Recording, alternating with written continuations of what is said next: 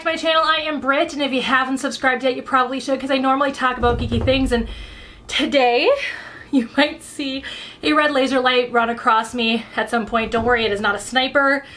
It is my cat's Christmas present, and she is in love with it. It's an automatic laser light.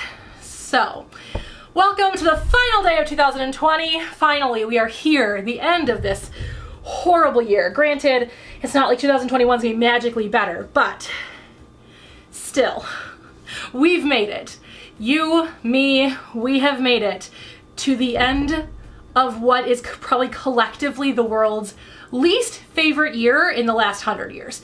So I thought I would like to start a new tradition this decade of kind of recapping the year. I used to do this, not every year, but I did do this at the end of 2010, and I did this at the end of 2012 specifically, and then I did one kind of last year. Last year it was, while I was wrapping Christmas presents, I kind of just thought about the decade and things that reminded me of the decade. So this year, I have decided that I'm gonna start it every single year. So the way that this is gonna go, obviously this year is gonna be slightly different, just because obviously this is the first one. So essentially what I wanna do is the final Thursday of every year, I wanna sit down and recap the year, but also ask myself questions about what happened over the course of that year. So then the following year, so for example, this year, we're gonna sit down, recap 2020, and then I'm gonna ask some questions to future Britt, and then next year, when I sit down to do this video, I'll answer those questions and recap 2021 while doing that, and then ask 2022 Brit some questions. And we're gonna keep doing that for the remainder of the year. Now, when I came up with this idea, I threw out there that I wanted to do a conversational piece. When I am standing in front of my wall or anything like that, I am performing and I'm doing something that is kind of more outside of who I am a little bit. It's kind of a bigger, more adventurous version of me. So whenever I've wanted to do something a little more conversational, you'll notice that I have something else that I'm doing at the same time, drinking tea, drinking wine, wrapping presents, anytime I want to be more conversational. So as I was out there, I was like, do you want me to do it as a wine story time? Do you want me to do it as a mukbang? Do you want me to do it while I was wrapping presents? And mukbang won. So we're gonna eat some lunch today. So I highly suggest you watch this video when you are ready to eat and eat with me. Now, disclaimer, because obviously like most mukbangs, it's usually a lot of food, like a ridiculous amount of food.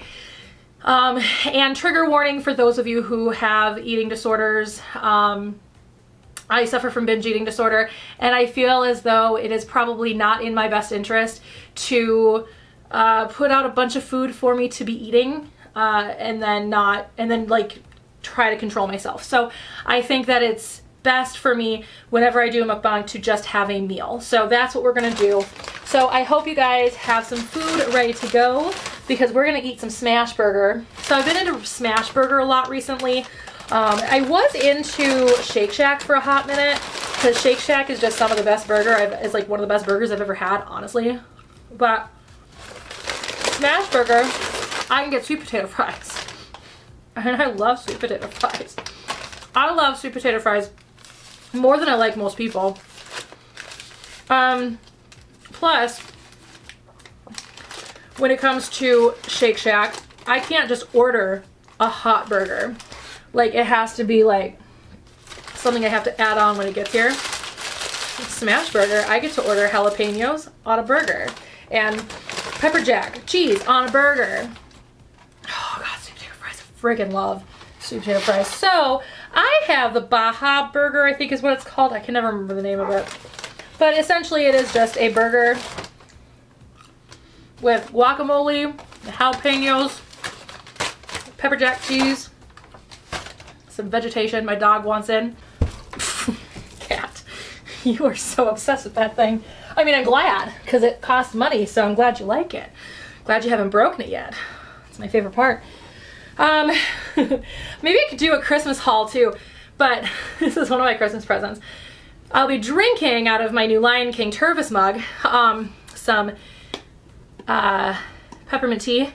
Nope, sorry, this one's not peppermint, this is rooibos. This has been sitting, I actually had to take a break from drinking it, because I had to run my errands and go get lunch, and it's still hot, so oh man, a quality hot mug, man. You know, I forgot how good it is to drink out of a quality hot mug. Okay, so yeah, so I've got the Baja Burger, sweet potato fries, some rooibos tea, because I'm out of peppermint. Not anymore because I have some now. And I've got some Lindt chocolate truffles because truffles? I don't know, Lindt chocolate, you know, the kind that like explode in your mouth with just like creamy chocolate, because who doesn't love that? So 2020, shall we just jump right into 2020? Because 2020 actually started out great for me. Genuinely started out great. I'm still in the job that I was working at the beginning of the year. But I was in a job that I really liked, still do. Just because I'm using past tense doesn't mean I'm meaning January of this year. I was not converted yet, which we'll talk about. But, so if you guys don't know about my job, I generally don't talk too much about the work that I do or where I work just out of security. I have often said pet store job or church job or coffee shop job whenever talking about it. Back in the day, I wasn't as like secretive about it. I'd wear my PetSmart shirts. And even if I did say Petco by accident at some point, I never said where I worked, like which Petco I worked at. So like you could search every single Petco in the Twin Cities metro area and eventually find me. But just for security purposes, I never really talked too much about what I do or where I work, name of the company, even what I really do. And again, it's just out of security for myself. But essentially, with this job, I started out so it was September of 2019. I got hired. Actually, it was August, but I digress. It was actually July that I was given the job. No. It would have been like early August because they wanted me to start like August 20th. There was a whole drama about that. But I started as a contractor. So I started basically temp to hire was kind of the thing with the job that I have. So if you guys don't know what that is, it just means that you're not really an employee of the company. So you don't get their perks, you don't get their PTO, you don't get any of that. So I had two choices. I had the employment company's really expensive and cruddy health insurance. It was basically like I paid $60 a paycheck for catastrophic insurance. And that just was really expensive for catastrophic insurance. That or state insurance. So I stayed on my state insurance, obviously, because that was a lot less expensive. I started this year with a job that I genuinely love. There was obviously this underlying anxiety of when will I be converted and have PTO? When will I be converted and have regular health insurance again? But there was this underlying, like, at any point my job could end. I want a little bit more security. And so I was really nervous at the beginning of the year, but I also knew they liked me. So I had a strong suspicion that I wasn't going anywhere. I started the year. My first big drama of the year was I got jury duty, which now looking back at that, I was like, that was my biggest drama at the beginning of the year. Like, with everything else that went on this year. That just feels so long ago and so tiny. I ended up not doing anything anyway. So the way that my jury duty worked, it was federal jury duty, which just means that there's a set time that I could have been called for jury. So for 2 solid months, all of January and all of February, basically, I could be called for jury duty. I didn't have to call in, I didn't have to go anywhere. I just waited until I got something in the mail. So this caused me anxiety for a couple of reasons. One, the actual law indicates that your job is only protected if you're a permanent employee, which I was not. Two, it was right when we were going to Disney World. So I'm like, this is not going to work. I'm not going to go to Disney World. So I tried to actually get out of it. Initially, at the end of 2019, I was trying to get out of it. They just excused me for the week that we were at Disney World, though. So they couldn't call me during that week. But I couldn't get out of it. And so I went and talked to my manager and I was like, I'm nervous because the law clearly indicates that you have to be a permanent employee in order for the law to protect you. And he's like, you're not going anywhere. And I was like, oh, okay, sounds good. So both anxieties were eventually flopped from that. I did actually get called for jury duty, but it but it was canceled, so I ended up not having to serve at all. So didn't even have to go in. It was just canceled. I got the letter, and then about a week later, I got another letter saying, never mind, we're good. So I'm like, okay. So I never actually had to do anything for jury duty. I actually tend to forget about the jury duty thing. And then when I think about it, I was like, was it really this year or was that last year? And I was like, no, it was this year, because I remember it being about Disney World, and I remember like being stressed out about my job. So it was this year. It just feels like forever ago. This year feels like a decade. But this year also feels like it went by really fast. Like, it's really weird. I'm starting to understand the whole wibbly wobbly timey wimey stuff thing, because that's how this year feels. But yeah, so then there was Disney World, which Disney World is my favorite thing.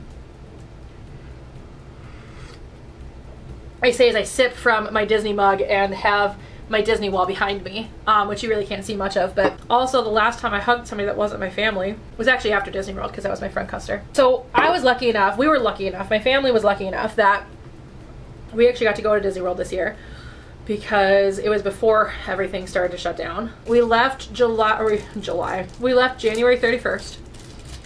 And we came back like February 7th, something like that.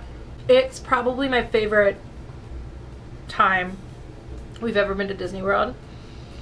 So if you guys don't know, my sister and I, we grew up going to Disney World pretty frequently. I've been there probably maybe 10 times now. Disney World is one of my favorite places, and we are like experts about going to Disney World and navigating all of that. So we've definitely become experts on that. But as an adult, we started going again when I was, well, it was 2011, so whatever that means. How old was I in 2011? 96, 2006, 7, 8, 9, 10, 11. 25? Well, I've been 24, I guess, when I went to Disney World the first time as an adult. That would make sense, because I was like 12 years. Last time was when I was 12. Math. We've always had great experiences. Like, there's never been a time that we've been to Disney World where we've been like, well, that was less than stellar. We've always just been really into Disney. Like, 2011 was probably the worst year we went to Disney World. But that was because we decided to go in August. Don't go in August, ever. Don't go to Florida in the summer. That's a stupid decision. It's monsoon season. Anyway. But I've always had a great time. Like, there's never been a time where I've not just been utterly happy at Disney. I can't think of any, at least.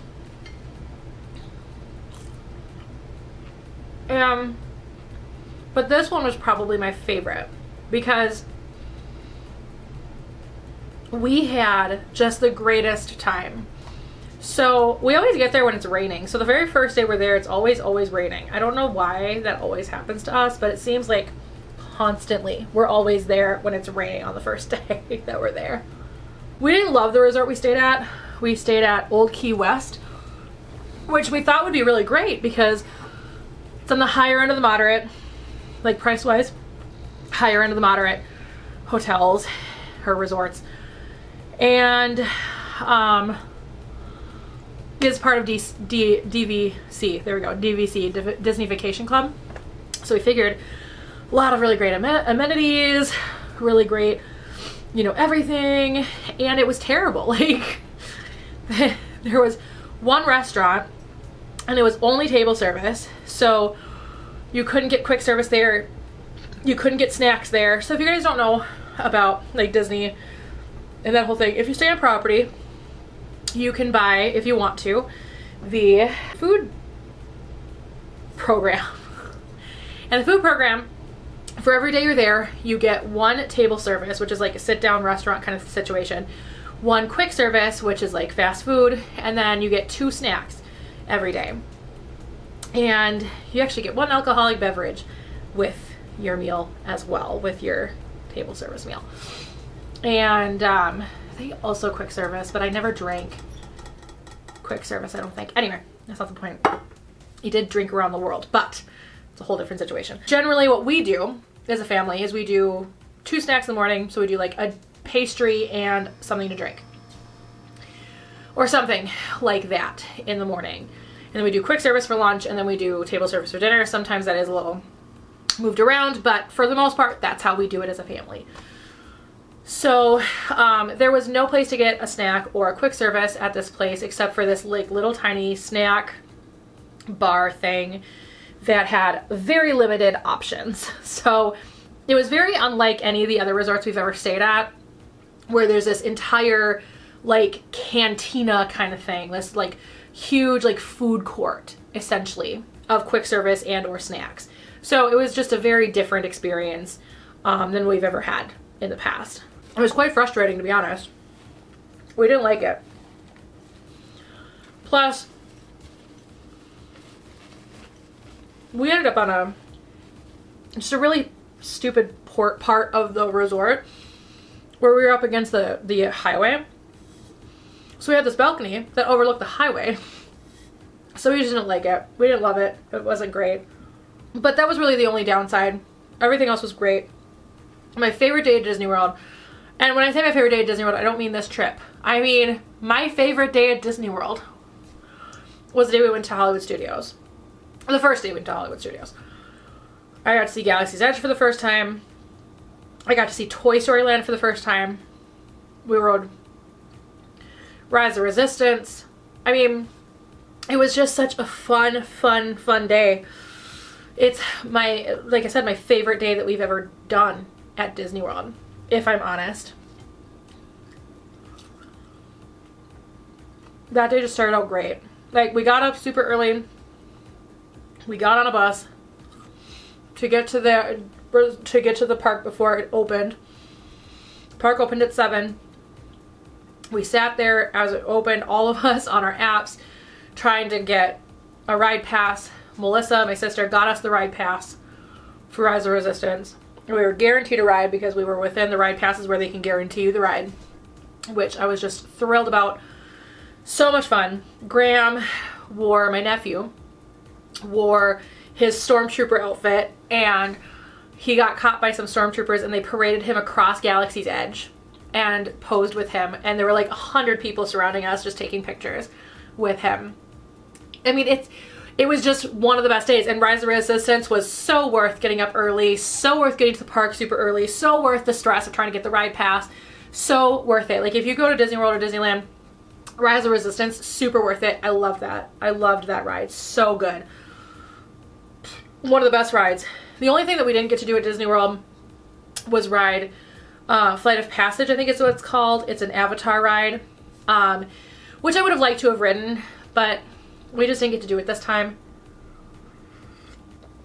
because it just never worked out that way. But that was pretty cool too, getting to see Avatar World, because that was just about to open the last time, I think the last time we went to Disney World, it was just about to open, but it wasn't quite open yet. It was just a really great trip. I did get sick on the trip, but nothing I couldn't survive. I didn't sleep well towards the end just because of it. Because if you guys don't know, I'm kind of on my own when I get sick, because, or at least at night, because I don't take night cold medicine because I grew dependency on NyQuil one time when I was 17. And that just was not good. So that was Disney World. After Disney World, though, was when things just kind of stopped for the whole world. The virus finally hit here. It hit here really hard. We didn't even get to spend my sister's birthday with her in March. And everything just was getting to be crazy. I mean, it was like we got back from Disney World and the whole world changed right away. So it's just crazy, just wild. So I've been working from home since April because I found out in March that I was getting converted. And I was so excited. I actually cried when I was talking to my manager about it. They actually let me start working from home a little early because the state home order actually started shortly before I got converted. So they were like, well, you're going to be converted anyway, just work from home. And I was like, okay. I've been back to my office building like once or twice since I've moved back home from the office. One to pick up my stuff, and the other one, there was another reason why I went to that office. I don't remember why now though. I do miss the cafe there. I liked eating there. It was a good place. It was yummy food. I mean, I'm sure it's still there. I'm sure I'll go back to the office eventually. But yeah, so I got converted in April. And that just was such a relief. Also, sometime in March, I decided to go back to therapy. I had actually not been going to therapy for a couple of years. So I've got a whole video coming out on my channel. I have a wine story time coming out on my channel about my therapy horror stories. But my last therapist actually like triggered my eating disorder. He actually triggered the anorexic portion of my eating disorder. So if you guys don't know a lot about my mental health,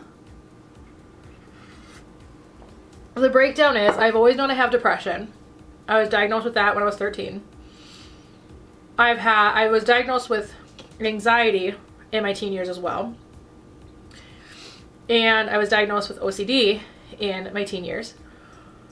And I was diagnosed with binge eating disorder when I was 18, and I have always just known that one of the symptoms of binge eating disorders that you can have is immense guilt, which can lead to anorexic behaviors. So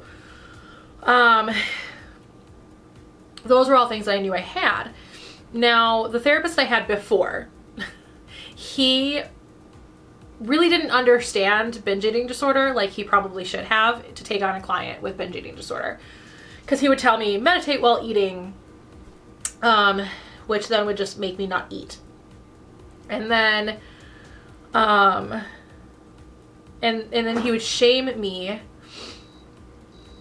when I did eat food, you know, that wasn't like this, he would shame me for eating this food. This food would not be acceptable to him.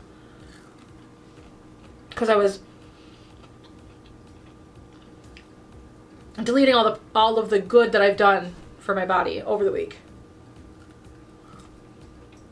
And so there was a lot more to it than that, but there was a lot of that going on. And so I stopped seeing him. I full on ghosted him. I just stopped returning his phone calls. And so I finally decided sometime this year, early this year, that I wanted to start seeing a therapist again. But that I wanted someone who would focus on eating disorders. Because that was the thing that I wanted to overcome the most. Because, like, it's one of those things for me where I was wondering what came first, chicken or the egg, right? So, am I depressed because am I depressed and have anxiety because I have an eating disorder? Or do I have an eating disorder because I'm depressed and I have anxiety? And I've already tried to work on my depression and my anxiety before, which didn't call my eating disorder. So I was like, what if I focus on my eating disorder and see if that's the domino effect to help the rest of my mental health? Turns out I was spot on because I have been misdiagnosed my entire life. Well, not really. I have depression. I have generalized anxiety. My generalized anxiety comes with obsessive compulsive tendencies. I do not officially have OCD anymore because they diagnose that differently now. But I have generalized anxiety with obsessive compulsive tendencies. I have binge eating disorder and anorexia nervosa, where I was misdiagnosed from my teen years ever since I started going to therapy. Was I have I have complex post-traumatic stress disorder. So complex post-traumatic stress disorder isn't an official diagnosis or even a part of PTSD diagnosis, but a lot of therapists still recognize it. And so instead of having one major traumatic event that basically rewired my brain to not handle trauma very well, it came from constant traumatic experiences from my childhood, which then created the post-traumatic stress, which after learning that, like everything made sense. My whole existence made sense. I'm not going to get into all of the trauma that I experienced when I was a kid. I mean, that's kind of what wine story time is. It's kind of like my own therapy session of just talking about the trauma. And I started that long before I knew I had post-traumatic stress disorder. But now I do know that. And now it's like, oh, so all of these things that I experienced, all of the reasons why I drank, are all things that actually still affect me to this day. And I just didn't realize it. So it has actually set me free. Like, most people will look at a diagnosis and make that their crutch. Like, oh, I have post-traumatic stress disorder. For me, in the way that I reacted to it, which I get is not the way that everybody's going to react to it. I'm not saying the way I react to it is better than anybody else. How you react to your trauma, how you react to your mental health diagnoses, that is completely up to you. But for me, what ended up happening for me in my brain was it set me free. Not that I don't experience it anymore. I do. But I can at least know what's going on and not feel totally crazy. So for me, it's like, I'll be honest with my friends and my family. I'll go, I'm going through some post-traumatic stress stuff right now. I just need time. Like, if I have some nightmares, I wake up from those and I'm going to have a down for a couple of days. One word out of your mouth may shred me to tears. Like, I understand where that comes from now, and I understand why my brain does that to me. And that was a huge change in my life for me. That was huge, a huge change.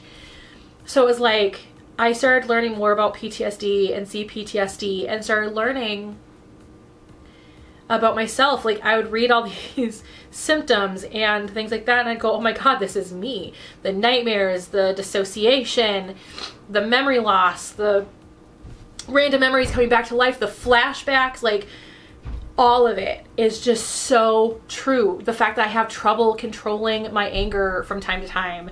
I ripped a phone book in half once, like at the spine, not at the spine. But I have immense anger, and sometimes the best way to get my anger out is to rip things. And for some reason that day, I grabbed a phone book and ripped it at the spine.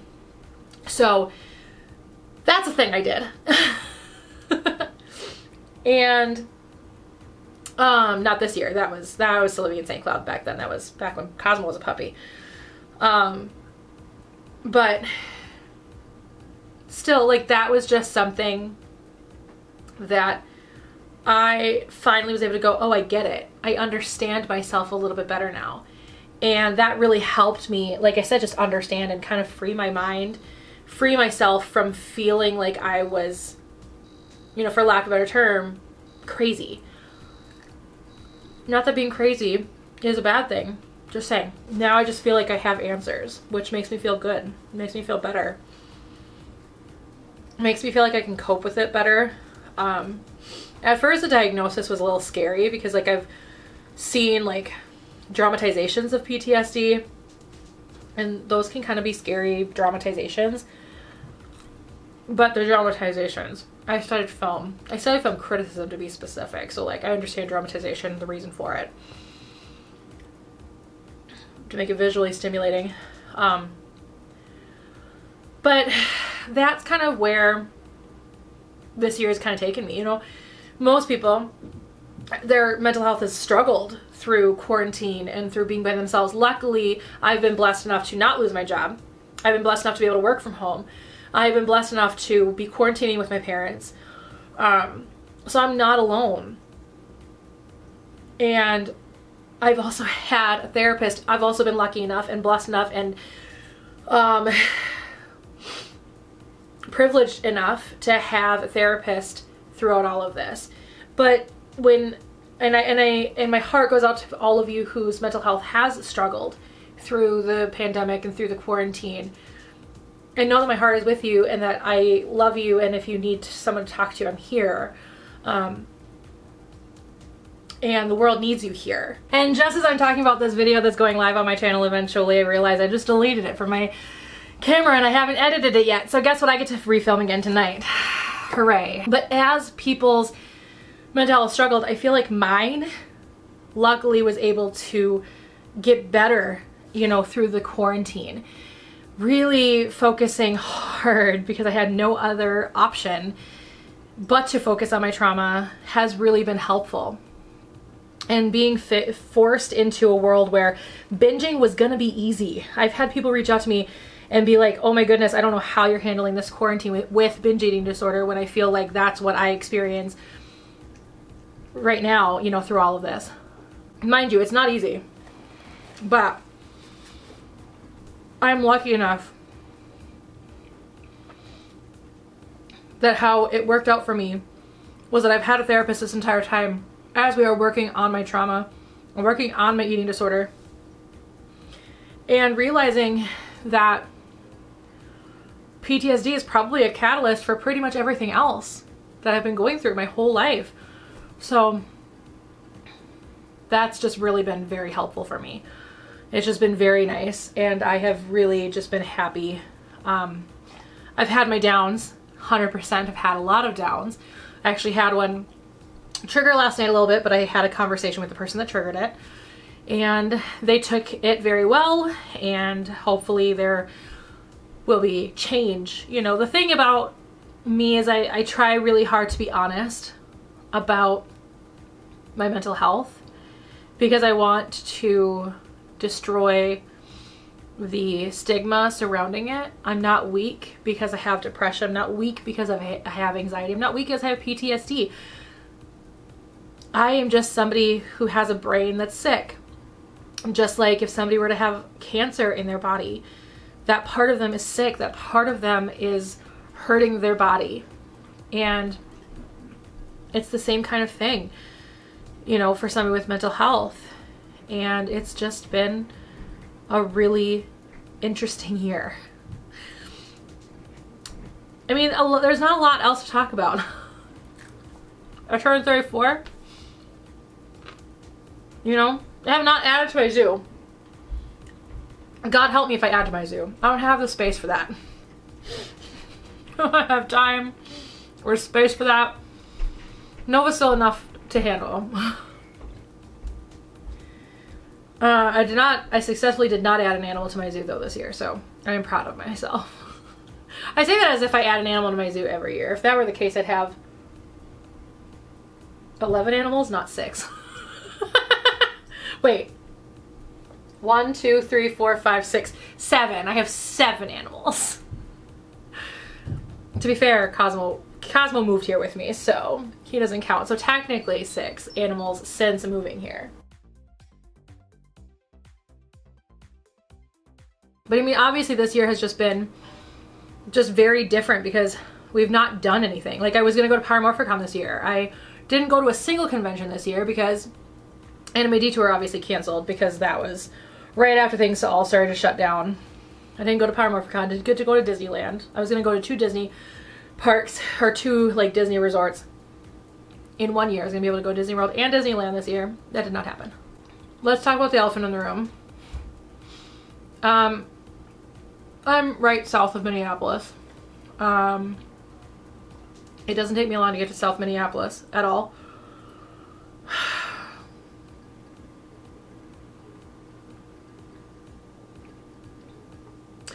So let's talk about what started the riots. Obviously that hit very close to home. Obviously not in the sense that because I am a very much white European person, but hit close to home in the sense of it was like miles from my house. So that, you know, being a Minnesotan is weird because we all feel connected in the great circle of life. But we do. If something happens to a Minnesotan, it affects everybody. And my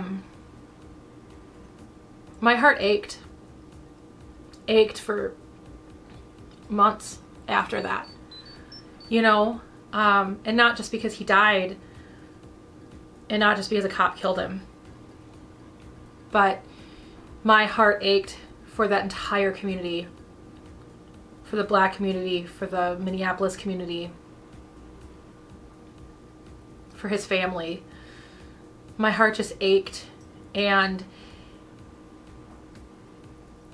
the protests that, and some of them turning into riots, it was a really weird time to be in the Twin Cities when it first started happening. And I was just this person who grew up in a very Norwegian community, who is only just now learning things about racism and learning about cultural differences, because I've moved to the Twin Cities, which is just a very diverse part of Minnesota. I was very sheltered growing up from the greater scheme of diversity. You know, I grew up in a very white part of the world, and I didn't know a lot, and I'm still learning. I'm still very ignorant, but I'm learning, and I want to learn. Like, that's kind of part of it. I didn't talk much about it publicly on my YouTube channel when it all was happening, because I was still processing it myself, and I didn't want to say something that was ignorant. I didn't want to say something that would hurt somebody else, and I still don't, obviously, but like, I feel like I've processed it enough now that I feel like I can talk about it and express how I feel, because of course Black Lives Matter. And I'm sorry to anybody who feels like because of the color of your skin, your life doesn't matter. And as a white person, I am sorry. And that's all I can really say. I'm so sorry. So that's all I've got about this year. But again, because I didn't do anything this year. The only thing I did was go to Disney World. That was it. Other than that, I hid inside my house. Went out when I needed to. I started going to the gym. I guess I could say that. I started going to the gym again this year. Got a new gym membership. Started with a personal trainer. I understand. Can you wait? I'm almost done. Started with a personal trainer. So I've been working on that. Working on my health journey. If you guys want to stay up to date with that, just subscribe to this channel. I upload videos about my health journey pretty frequently. But I also understand how triggering it can be, so I'm also very careful about how often I upload stuff about it and the content of which I upload about. That's really all I've got for 2020. It's been one heck of a year, but also nothing happened. But also, a lot happened. Like, what was this year? So, let's ask myself, 2021 Britt, let's ask her some questions, shall we? I've got a few here hanging out that I could think of that I know will have decent updates by the end of next year. So,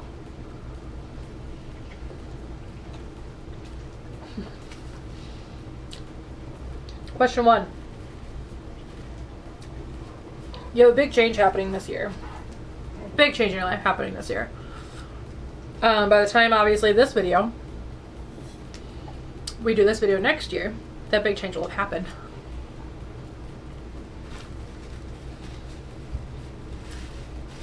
It won't be a secret anymore. How did the big change go? Did it change your life in good ways? Did it change your life in bad ways? Did it actually happen? Let's do that. Because, you know, things can change on a dime.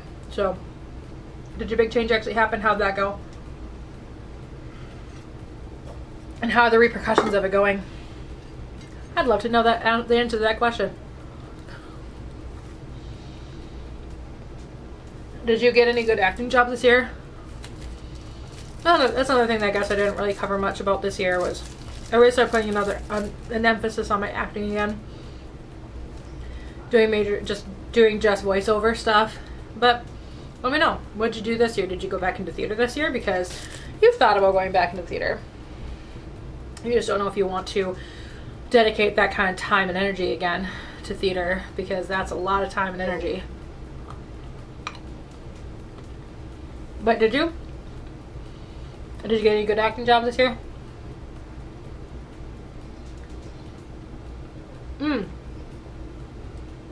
And to piggyback off that, did you get an agent this year? Or did you put that off again? Please tell me you didn't. Did you actually go to Power MotorCon this year? That's definitely something I want to know, because you had to postpone it. Did you actually get to go? And on top of that, did you get to go to Disneyland this year? Because obviously, like, that's an important part of your life, because you could add pictures right here of Disneyland. Just saying. Can you give us an update on your health journey? As I said, I have been seeing a therapist this year. Learned I had PTSD, and I have had a trainer for a good portion of the year. And it's been good. I mean, I throw away my scale because scales are the devil's tool. But yeah, so give me an update on your health journey. Where are you at with that? Have you been seeing a dietitian like you want to? I mean, I've been searching for one. Did you actually touch base with one that you solidified with? Did you find one that would work into your schedule properly? Yeah,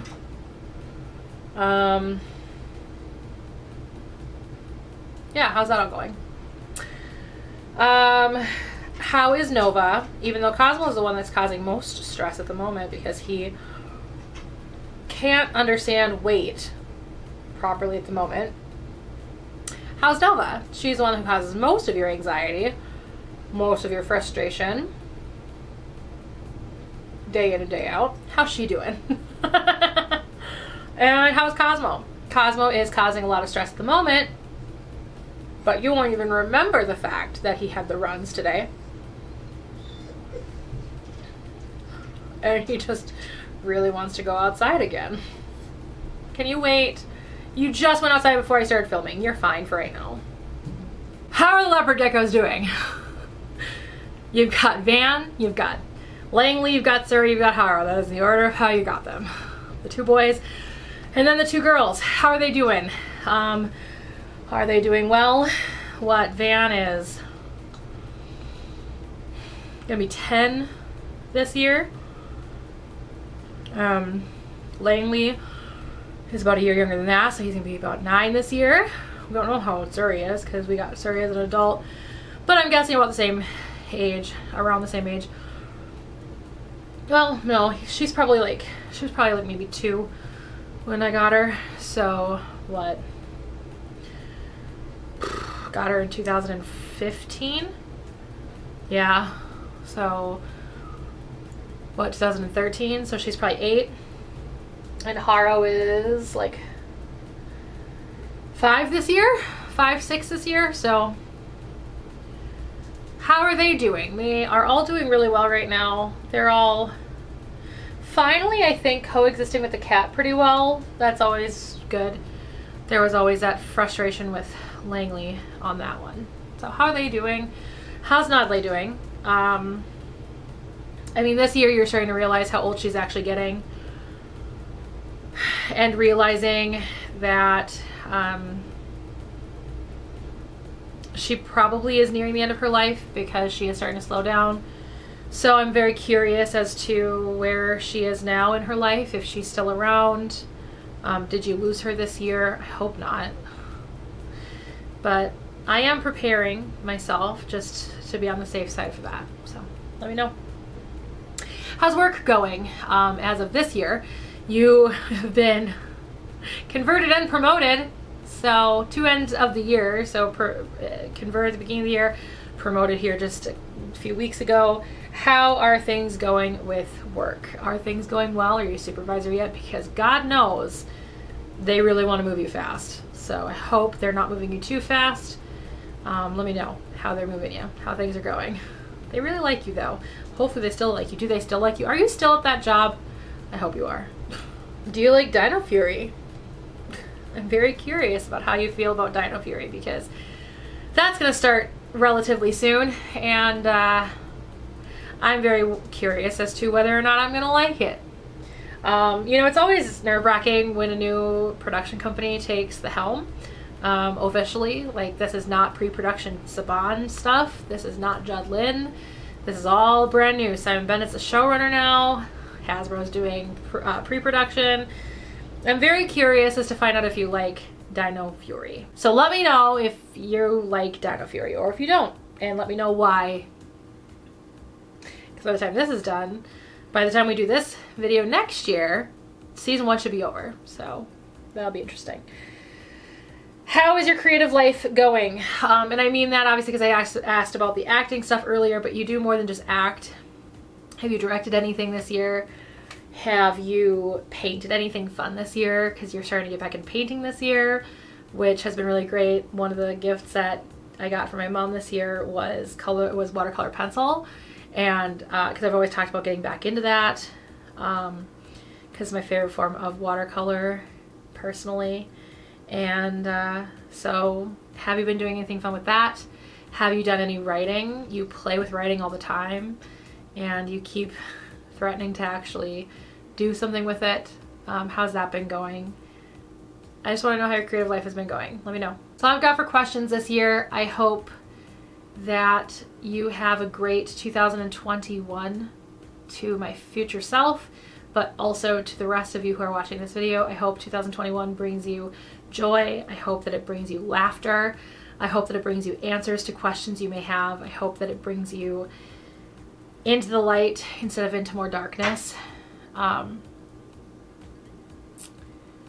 And I hope that you have just the best year of your life, because we all deserve the best year of our life after going through this year. I guess one more big question is going to be, did you get vaccinated? Because I know the answer is yes, and I know the answer is as soon as you could. Because you know how important that is to be vaccinated. You understand how important it is for herd immunity. You have friends that can't be vaccinated, and so herd immunity is so important to you. So I know the answer to that question, but I want it said here, right now, exactly how I feel about vaccination. So I hope you had a great year, and I can't wait to hear all about it next year, even though I have to live through it first. I'll see you in a year, future Brit. And to the rest of you, I hope you guys enjoyed this video. I'm almost done with my fries. I hope you guys have a fantastic year. Like I said, I'm putting it out in the universe that I hope that you who are watching this video, like I said, are filled with joy, happiness, light, all of that good stuff, all of that good energy, none of that bad energy. I hope that your next year brings a lot of answers to questions you have about your life. And I hope that your mental health gets better. And I hope that whatever you're dealing with right now as you're going through this quarantine and this pandemic, I hope that your load lightens. So just so you know, I'm a safe space. This channel, all of my social media, they're all safe spaces. And I hope that you understand that. And I hope that if you feel the need to have someone just listen, that you'll send a message my way. And know that I will always listen without judgment. I will always listen even if you don't want help. You just want someone to open their hearts and listen and hear. So if you guys like this video, give it a like. If you guys want to see this again next year, let me know in the comments below. If you guys want me to change it up next year and do something different, let me know that down in the comments below too. I hope you guys have a great rest of your day. If you guys want to see the one that I did last year for 2010, or for the whole decade of the 2010s, you guys can click right here. If you guys want to see the first one I ever did, you guys can click right here. It is so not good, but it's fine. You can click here to subscribe, hit the bell for notifications so that you don't miss any of my uploads. And I'll see you guys all in 2021.